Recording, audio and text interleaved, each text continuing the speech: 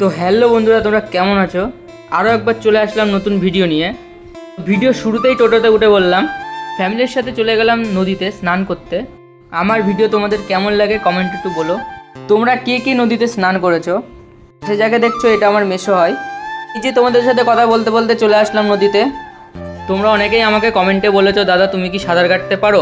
তা তোমাদের বলে দিয়ে আমি সাঁতার কাটতে খুব একটা পারি না।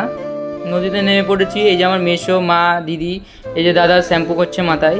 তারপরে হঠাৎ দেখি নদীতে একটা সাপ চলে যাচ্ছে, ওই দেখো সাপটা। আমরা তো ভীষণ ভয় পেয়ে গেছিলাম, নদীতে নামবোই না ভেবেছিলাম, কিন্তু আর কি করা যাবে, নদীতে সেই নামতেই হলো। এখন কিছুটা ফটাফট ডুব দিয়েই বাড়ি চলে যাব।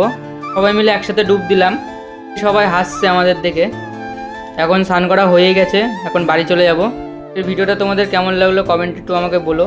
কেউ সেরকম প্র্যাকটিস করছে একসাথে ডুব দেওয়ার, কিন্তু কেউ পাচ্ছে না।